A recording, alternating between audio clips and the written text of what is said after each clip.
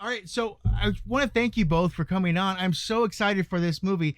It is one of those movies that led my childhood, skinned my knee. Like it helped me kind of move along in that process of being the funner, more extreme kid that I wanted to be, with dreams of the sport that was BMX. So I guess first I want to thank you for coming, and then also what was your initial reaction? Because as I was talking to some other people about this, like I remember correctly, for me it was a big movie, but it grew, right? VHS made it blossom because I was talking to a VHS. He used to own a DVD, a rental store, and he said this movie was always out. It was always out. It was always out. So how do you remember? How do you remember, Talia, the growth of this? Well, I mean, first of all, it came out in 1986. And this particular sport was just on the cusp of consciousness. It is now an Olympic sport. The movie, it was part of Jack's dream to do movies about young people and empowering them. So we did two others, Children's Crusade, a knight who doesn't want to fight. Right. And that was Hyper Sapien. That's a sort of science fiction piece, but it's about the love of the planet and climate change and rats. So initially it didn't do so hot, but then it just is one of those movies, it wouldn't die. And I realized looking at it recently, it just has a life force at core. And Robert could tell you more because he was only 3.5 when he did it, but I think he's been working with it very intimately, and it's true. It has this big life force. What are your memories of this, Robert? What were your memories of how this film grew and your first initial introduction into this world? Because I mean, as you were mentioning, Jack was trying to create some new stuff for kids. But before that, I mean, what was production stuff was being there, and was it Never Say Never Again? And Never Say Never Again, right? So I mean, to jump into this, it was a little bit of a different basket, I guess. So what do you remember, Robert? I mean, as she said, I was so young. I mean, I think that my relationship to the movie was really over time. It was built over time as I grew up. I mean, growing up, I know, and if I went there now, there are so many amazing pieces from the film back in the day that are still there, which my mom and family have kept on, held on to. There's a lot of promo items and memorabilia and things that are from back in the day, which is amazing to see. But we had Crew's helmet in our house. We had the Bart and Crew helmets, bikes from the film, all the posters, stickers, things that have never really been seen. It's pretty amazing to have it. Yeah. So yeah, I mean, my childhood was seeing all these amazing pieces of rad, and then as I grew up, watching the movie so many times, getting to sort of learn what the movie was all about. And now at this point in my life, I'm at a point where I do work in the film industry, and sure. And I want, it was about time that we stepped up and got something going with Rad. So it was great to invest this time and energy into getting the movie to this place. So it's just my life, just story. It's like, I said it before, my mom and I were just talking to someone about this, but I really don't know a world without Rad in it. It was just kind of like, by nature, my dad was a producer on it. My mom is in the movie. Our family company made the movie. It's been a part of my life. So I can't imagine a world where I'm not around this film.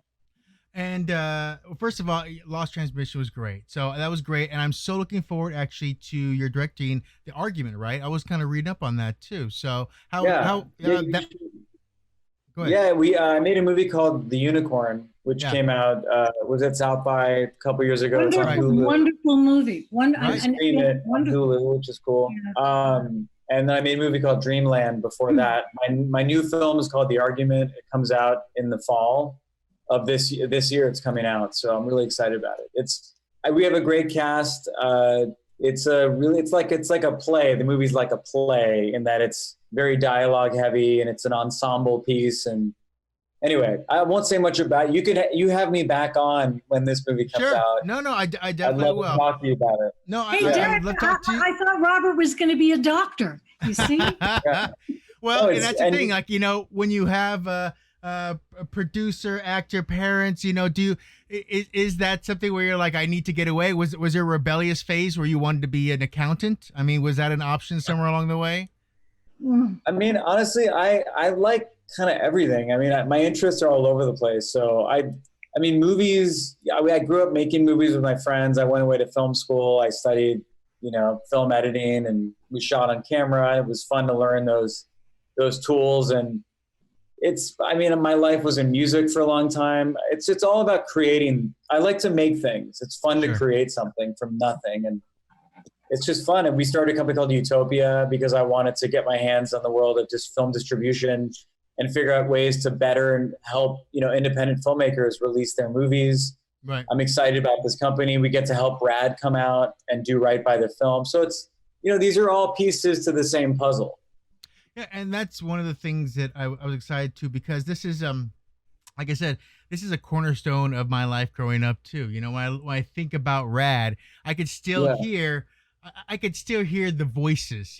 I can still hear your local boy Crew Jones. I can hear the announcer. I can hear Ray Walston's voice and his little wagging of the finger, and I can hear all that stuff in my head, as well as everything Bill and Bart and Lori, like everyone who was a part of that. Those moments were all so like singular to me. So when you guys Talia, when you were part of this movie here, what was your initial thought when you saw this track and these people on these bikes? I mean, what was your thought? Like, is this something the kids are doing, or is just like, this is just amazing? Like, what was it? I when we got to Canada to make it, and there was the great Hal Needham, right? An extraordinary. He was originally a stuntman, went on, is really, and a lovely, lovely, lovely man. I was in awe of Hal. Not till we got to the Hell Track set did I go, oh my God, you have no idea. That was like a building these kids were going to jump off of. I mean, and I mean, there it is. I was in terror. You want to know the truth? I was in terror. But Hal was a very careful guy. Look at that. I see that picture, and I remember that. I remember that was an incredible. What was that, Robert? Like 3 stories tall? Those got that down. I'm sure to him it was insane. It was probably 20 to him at the time. Yeah, I mean, for me, I know as a kid that thing looked like, I wouldn't even understand how someone could go down that thing. Now that I'm older, I look at him like, on the day when Bill Allen and Bart, they told stories about what that going down that for a lot of the stunt riders and riders there, it was like no one wanted to do that. They didn't want to do it. I mean, they didn't want to do it, but I mean, I remember they all came to the edge, and there they were. Oh my God, what a moment that was! But Hal really fostered that, and was very safe and caring. Yeah, well, I mean, and then Hal is the premier when it comes to stunts and that 20-year period. I mean, you look at everything from his stuff with Burt Reynolds to Rad and everything else he's done. I mean, he invented most of the car stunts people do these days. So like, just to see some of those things too, and know that he's like, look, you're gonna be scared, but you're gonna do it, and it's probably gonna look amazing. So I mean, I would have loved to see a pep talk by Hal talking to his stunt people. I'm sure it would have been, I don't know if it would have been half, John Ford, just do it, or it would just been like, I could do it, so you can do. I don't know what it would have been, but I would have been amazing to watch. And then later, at the end of the day, he said to me, he said, "There's not a bone in my body that I haven't broken." And I went, "Oh God," but he got those kids, and these are great athletes, and with agility, and they were great, still great riders. And I think they put that sport on the map, and it became an Olympic sport. By the way, I think that's why someone asked, like, why has Rad gone on to become a movie of this sort of cult nature? I say it's the sum of all parts, right? I mean, it makes sense that all these pieces together, whatever they are, work to be this film that we all love. Right. But, it's not, I can't imagine like what went into pulling the stunts off and what, how that was directed and put together, because you really feel like you're a part of the crew's journey. And I think Hal really pulled it off, because I think at the time, no one was making like a stunt movie on like bikes like this. So it just seems like he really, did it in a way that I think is why people like the movie so much. It really sells you that experience, and you feel the thrill of it. I would have loved to have talked to some like accountant or someone afterwards to hear about the reverberations in the BMX world after this movie, because I got a Mongoose bike after this movie. Like, these were the things that I, specifically, this was part fun, part merchandising for my childhood. So when I saw these, I thought I had to get these because it made me better, and I had to have pegs and learn how to do the jumps and everything as well. So I mean, did you guys have a bunch of bikes in the garage yourselves? From any of that? a lot of pros today, a lot of like established BMX bike riders from many years of, from after Rad, really cite Rad as like the movie that got them into it. So to your point, it's a movie that also inspired a lot of the pros today, so anyway. But yeah, we have a garage. I don't know. I mean, I don't know if we held on to like every bike, but no, but I have one. I have one, and when my water heater blew, it was near there, and I got it fixed, and the plumber said, "Oh, oh my," anyway, it changed everything. I have it under the house, Robert. Yeah, good. There's a secret bike, but we still, I mean, I mentioned the helmets. I mean, I posted on social media one day and people freaked out and wrote on it, but there was a Rad convention. Bill and a lot of the people have, been out there keeping, active with Rad, and now we get to, to make the official version of everything going forward. So there's a lot more to come. I mean, we're really just getting started, but it all starts with getting the 86 version up and on its feet. So here we are. And Bart, as you know, got the gold medal, and he keeps saying we've got to go to Japan when the Olympics. It is an Olympic sport now. Yeah. Well, you know what? If Karate Kid can come back, anything from the 80s can come back, right? It's all an option. Yeah. Karate Kid just got picked up by Netflix, so maybe we need Rad the next generation. I don't know. Totally. We do. Absolutely. Now I have to ask, of course, too. I'm a huge Rocky fan as well, so I have to ask, what is the one movie that you enjoyed working on the most of all the Rockies? Which was the one you like, just like if everything felt so fun to you? That first of the Rockies, that first Rocky, we were low budget. I so admired Sylvester. He didn't have any money. He refused to sell that script. He made it for himself. He believed in himself, and it was beautiful on the page. And I have to say, John Avildsen was extraordinary, and my other actors, there was Bert, there was Carl, and there was the great Burgess Meredith. I mean, have you any idea? I mean, I worship Burgess, who passed away, but he was like he was like one of the great actors, but we didn't have any money. There was no real money. So I got what I loved about that process was John Avildsen said, I want you to go and buy your own clothes for Adrian. And I did. I went to the Goodwill, I got the hat, and I went to my ophthalmologist and I said, I think she should have, and he gave me those glasses. So I loved that it was put together, and we were given permission to do that. And it was an extraordinary set. It really was. No, I have to, I've read so much about it too, and about Sylvester and selling his dog to get, how to survive, and those fun stories too. So there's all those things, but you know what? It's a happy ending now because we have it, and it's the lexicon of things now too. And luckily, it's one of the statues we are not going to ever tear down. I mean, in this world. No, but I mean, I have to say, as a set, it had that kind of kinship and excitement. But what was it? Bart said it and Bill said it. We were all in Calgary at a hotel, and it was like a fun crazy. You know, you come to that room, you go to, on bikes in the hallway. So we've had that same kind of sense of kinship, Rad did, as the first Rocky. So. Now, How do you when like you played the I guess the ultimate '80s mom, which was the mom who, like, didn't understand it, but was always backing it. Okay, honey, I believe. You come back at the end, and I believe in you, and you can do it. What was your first thought when it came to being Crew Jones's mother? First of all, I was really scared I wouldn't get the job because I loved Hal, but I'm but he gave me the job, so I luckily got it. But those lines, what about your SATs? My kids, because it was, but your SATs. Now we're getting rid of SATs, so that's the good news. But yes, I became, and in life, when I lost my husband, I was that mother who was always saying, but you got to do your homework. You got to do no, I have a band. I need to play drums. But what I loved about her is she did acknowledge her son's achievement at the very end, his daring.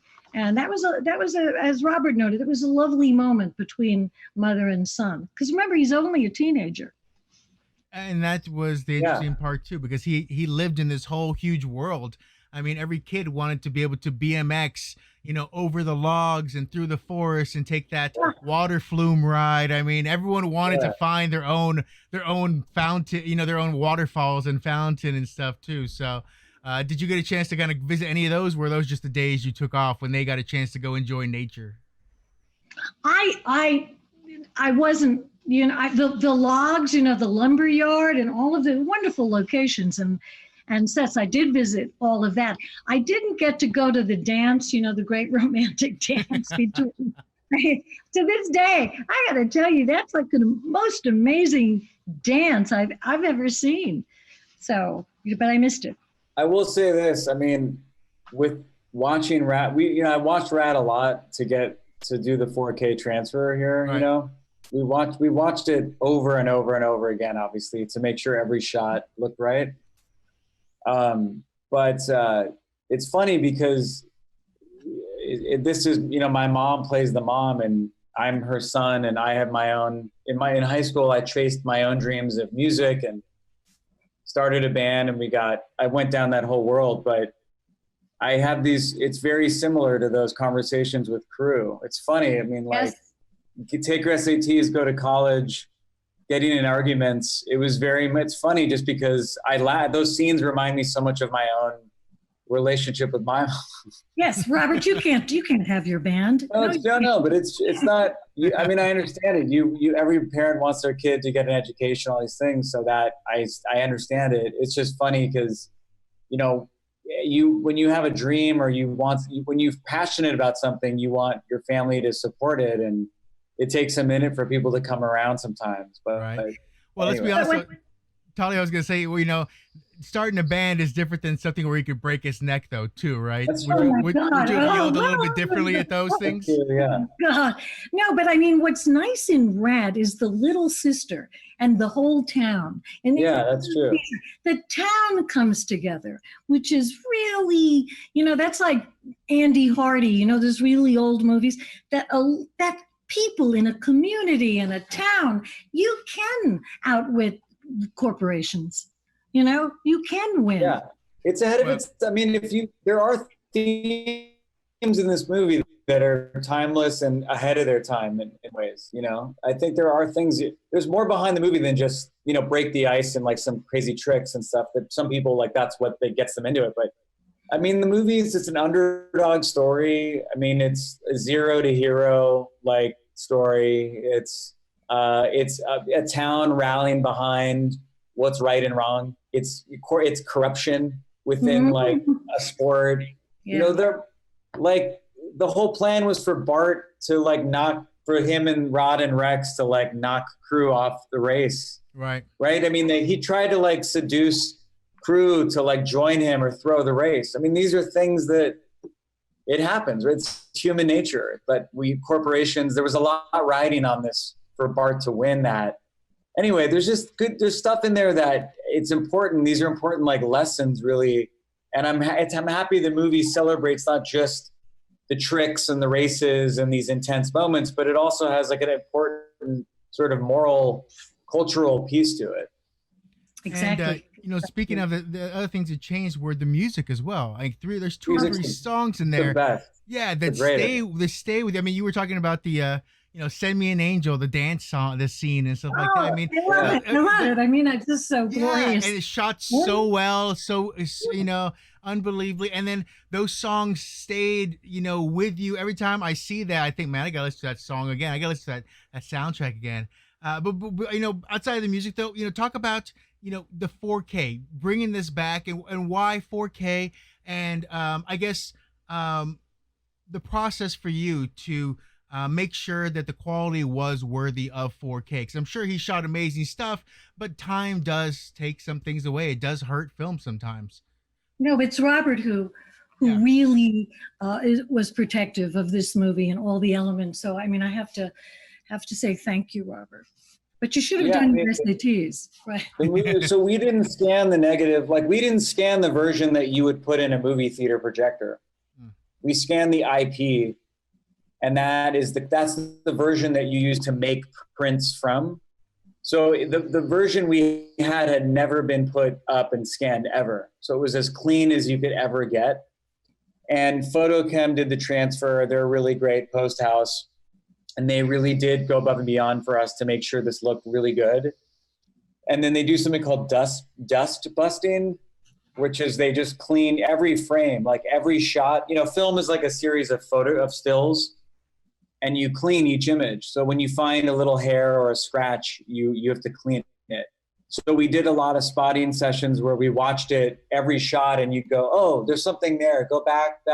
Oh, right there, and you see a little mark in the corner of the screen. So you clean every shot, and then when you color it, we had to completely rebuild the color.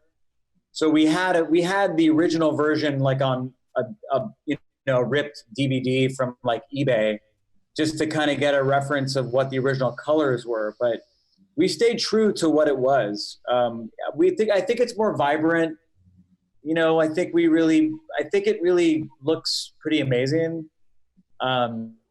I think this image you have is from something else, but and then there was never a 5.1 mix. So, people were listening to this just as a stereo mix, but now, home entertainment, now we have these amazing sound systems like, in our houses. So I think people expect a 5.1 experience. So we recreated a 5.1 out of the music, out of the stems. So we took 9 reels of audio, which were split up into dialogue, music, and effects, and we rebuilt it, and we massaged it. Like for example, you mentioned the speaker, Crew Jones. Oh my God, a backflip! Right. Like all those moments. There's the 5.1. You'll hear it because behind you in the rear speakers, you'll hear the slap back of his speaker, the announcer's megaphone. That creates the effect of, you're at an event. And then we had some fun with it. I mean, we pumped a little bit of music in the sub to really bump up Break the Ice and Thunder in Your Heart to give it a little push. Like these little things create an experience, I think, unlike what we had back in the 80s. So I think it'll be really satisfying to you and everybody who's waited so long for this movie. It's worth the wait, because actually I have to tell you, it's almost, because Robert did these various things and the sound, it's almost better, I think. It is, yeah. I mean, we have today's modern technology. I mean, I think the movie is as true to what it was that I think Hal Needham and my dad would have wanted it to be. And then I think it's like really competitive with what people expect today when they watch something. So that's fantastic. Well, I'm very excited to promote this to everyone. I've shown it to many people over the years, whether it was on VHS, DVD at different times too. I remember at one point a DVD broke and I couldn't find one. And I think I bought a bootleg at a Comic-Con at one time or another. So, I'm glad that there's an official version out there. And then Vinegar Syndrome, that connection is fantastic as well. So the 4K is fantastic. Thank you. I want to thank you very much. And you can rent it. It's pre-order up as now, by the way. Oh, is So it? Okay. Yeah, there's a new trailer that just came out, which is really cool. So you could search for that online, and then if you go to AltaVod, it's altavod.com. It's a streaming video on demand Yeah. platform. You can rent that. It's a bonus version of Rad. We're only releasing for 2 weeks. So it has deleted footage from the 80s, and it has an interview with the cast today with the Lonely Island. Yorma from Lonely Island did moderate it, who directed Hot Rod, this movie that was modeled after Rad. Right. But so anyway, Yorma, it's cool. Like, people get to see this version. You can rent it now, and it comes out July 10th. So altavod.com. So you needed a new Lonely Island Rad song. They're gonna do a theme song for you guys. That's a good idea. They should cover "Break the Ice" or "Thunder in Your Heart" or something. Yeah.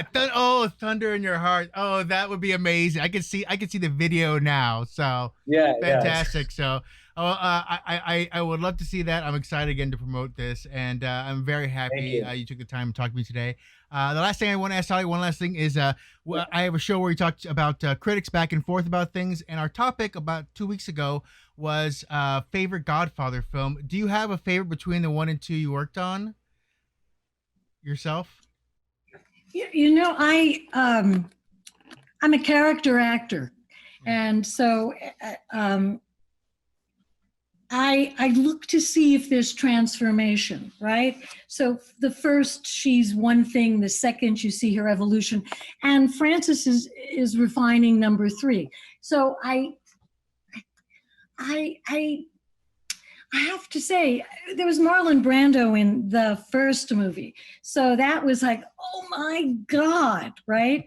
Watching him work, having that opportunity to be on the set and just observing his focus and his kindness, by the way. So the first one for me was a treat because there was Marlon, and he was a student also of my teacher. Yeah. And she shaped his craft, and there he was. I mean, Marlon Brando. He was, and he just a great actor. So that was a big joy. Does she always talk about Marlon Brando that way in the house, Robert? Did she talk about him that way? I love hearing these. I mean, these are amazing stories to hear about. I mean, it's amazing to hear. It's amazing to be in this industry and be making movies now and be able to talk to my mom about her experiences on set, working with other actors, other directors. It's incredible to hear these stories. Absolutely. Yeah, it's huge. It's amazing.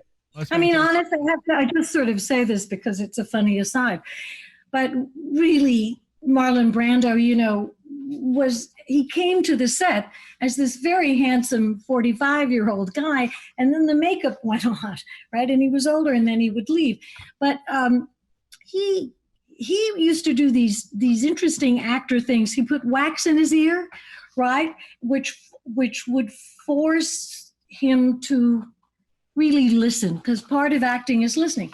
And so we all tried it too, right? The other actor, and we all missed our cues. So I just have to tell you, you have to know what you're doing. Well, I want to thank you again. And of course, let's talk about the argument as you get closer. I would love to promote I would love that. Thank you. It's another terrific film. Yeah, no, I'm excited for it. I've actually talked to a lot of your cast, Maggie, Danny, Dan, all separately. But I'm always excited to promote anything therein as well. So I look forward to that film, and I look forward to promoting this film as much as I can as well too. So I hope you have an amazing day. I hope you have a great time, and more important, a rad day, I guess, right? Rad. I still use the word rad. I don't know if that I don't know if that puts me in a certain timeline or generation, but I still use the word rad on a regular basis. So that should be a word that we bring back. We use it every day as well, for sure. All right. Thank you very much. Awesome. Thank you so much. Thanks for having us. No problem. Thank you so much. Have a great day. Thank you. Take care.